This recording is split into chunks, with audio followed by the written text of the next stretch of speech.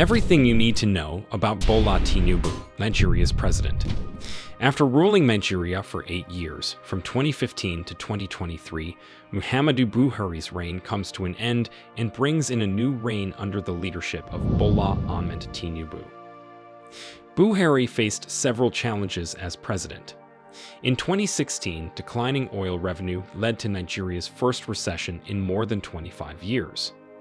Although some recovery progress was evident by 2018, many Nigerian citizens did not see relief, and the country earned the unenviable distinction that year of having the most people in extreme poverty in the world.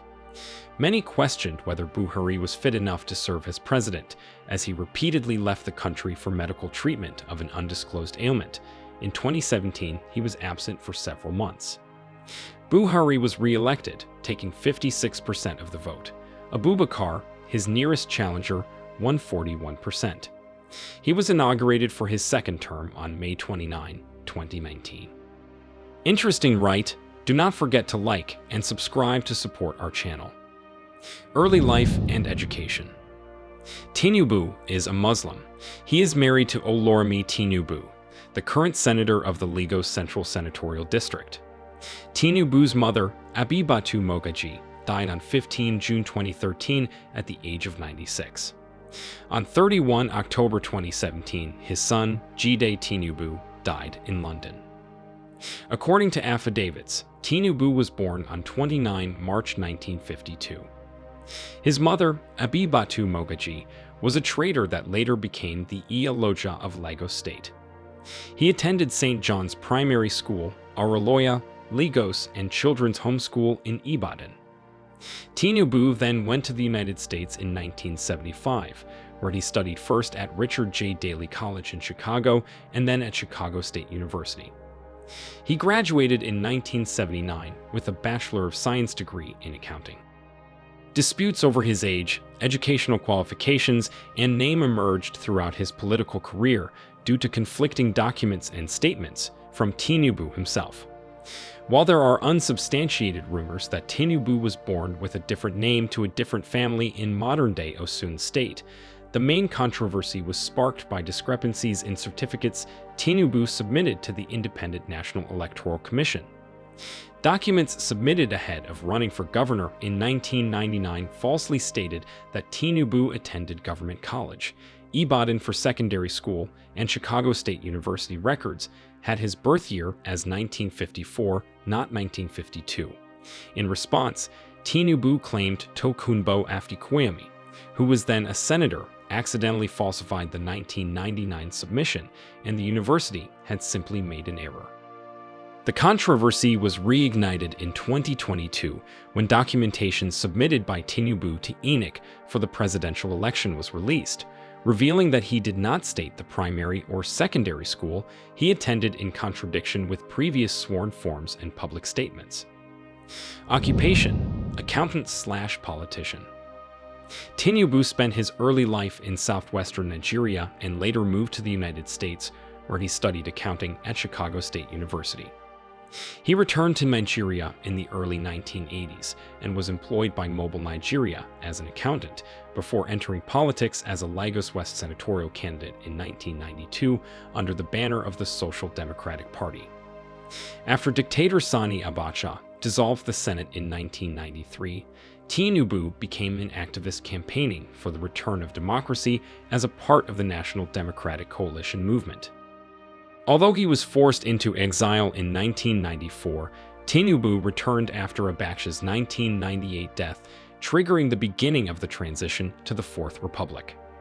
In the first post-transition Lagos State gubernatorial election, Tinubu won by a wide margin as a member of the Alliance for Democracy over the People's Democratic Party's Dapo Sarumi and the All People's Party's Nasiruddin Kekere-Ekun.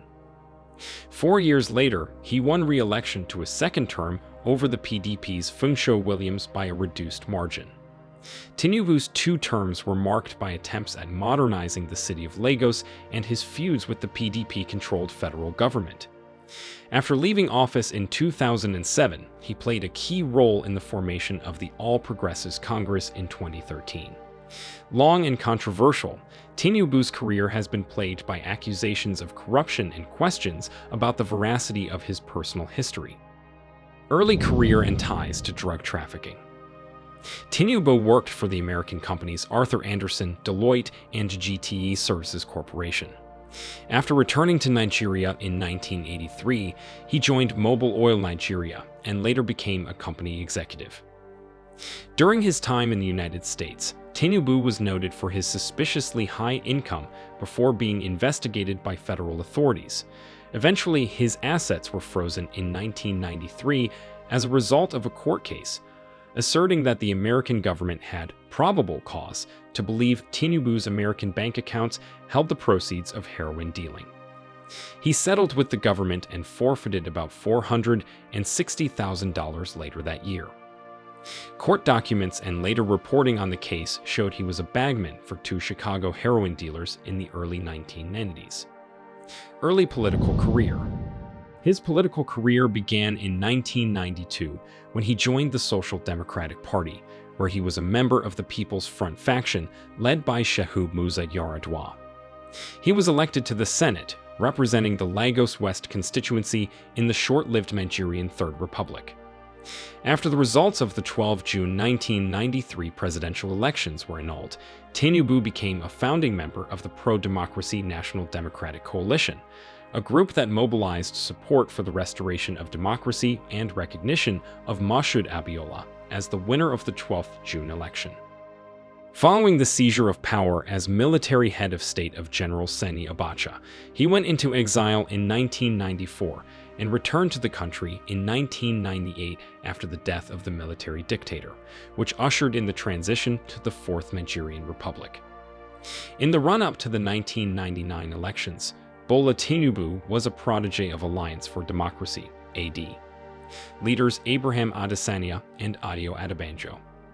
He went on to win the AID primaries for the Lagos state governorship elections in defeating Funsho Williams and Wahab Dosunmu, a former Minister of Works and Housing.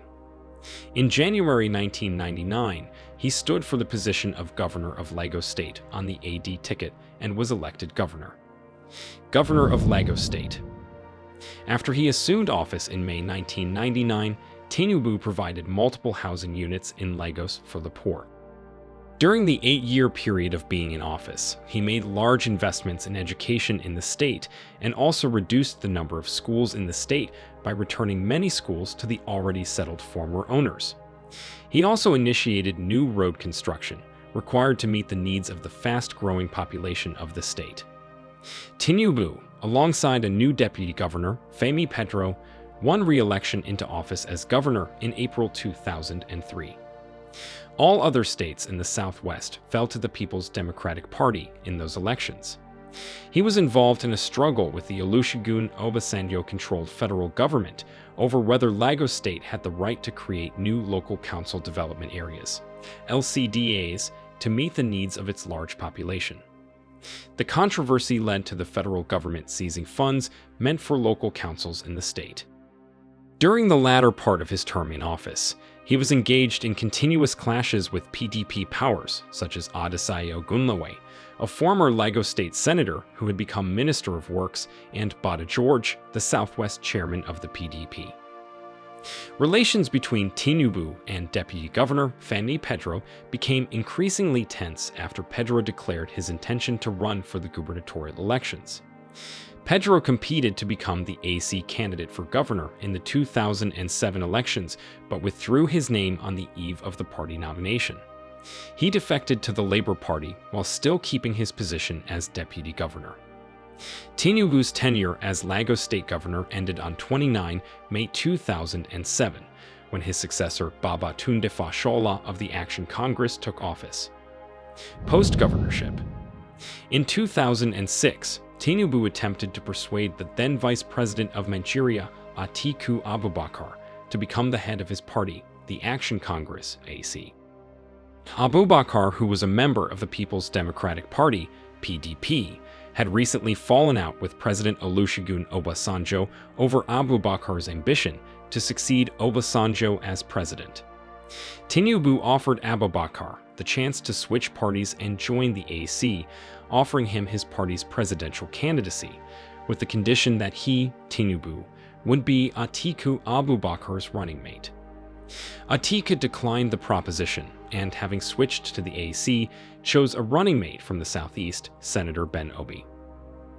Although Atiku ran for office on Tinubu's platform in the election, the PDP still won in a landslide. In 2009, following the landslide victory of the People's Democratic Party, PDP, in the April 2007 elections, Tinubu became involved in negotiations to bring together the fragmented opposition parties into a mega-party capable of challenging the then-ruling PDP. In February 2013, Tinubu was among several politicians who created a mega-opposition party with the merger of Nigeria's three biggest opposition parties: the Action Congress of Nigeria, ACN, the Congress for Progressive Change, CPC, the All Nigeria People's Party, ANPP, a faction of the All Progressives Grand Alliance, APGA, and the new PDP, NPDP, a faction of the then-ruling People's Democratic Party, into the All Progressives Congress, APC.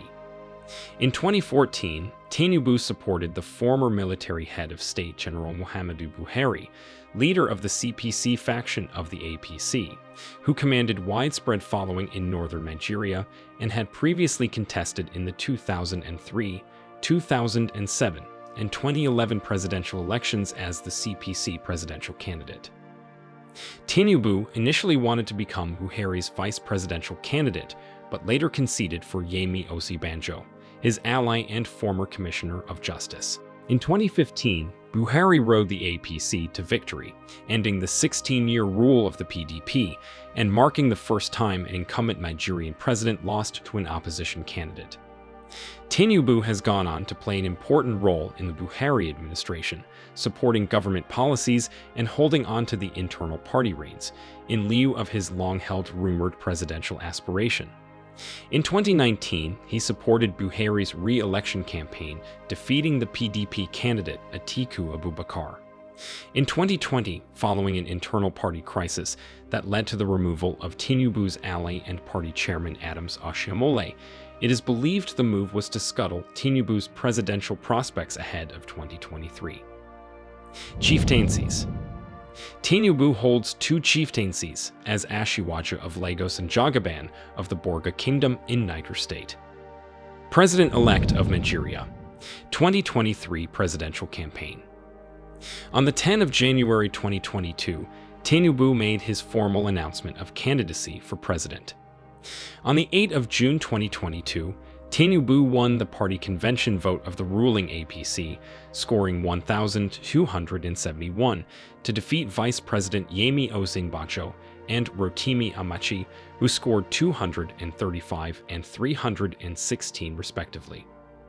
On 1 March 2023, INEC declared Tinubu the winner of the 2023 presidential election. He was declared president-elect after he polled 8,794,726 votes to defeat his opponents. His runner-up Atiku Abubakar of the opposition PDP polled 6,984,520 votes. Labour Party's Peter Obi had 6,101,533 votes to come third. Reactions after declaration. In Lagos State, home to Africa's biggest city and previously a main stronghold for Tinubu, Obi won by a fraction, 582,454 votes over Tinubu's 472,606 votes, reflecting how young and urban voters are fed up with traditional politics. Of the 87 million eligible voters in the country, nearly 40% of those who registered to vote were under the age of 34, demonstrating an unprecedented level of young voter turnout as well as support for Obi.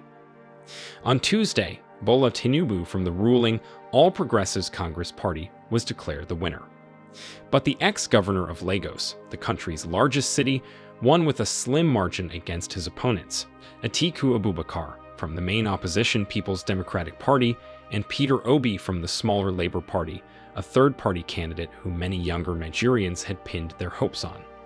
His opponents have since expressed their discontent and are expected to challenge the results in court. According to observers who have monitored elections in Nigeria since 2011, Tinubu's win is a disappointment. The strategy and structure were theft and violence, and rotten pipes cannot produce sparkling water, referring to the Independent National Electoral Commission, INEC. Opposition parties in Nigeria's fiercely contested polls will attempt to do what has been described as the impossible, getting a court to overturn the outcome of a presidential election in Africa's most populous nation.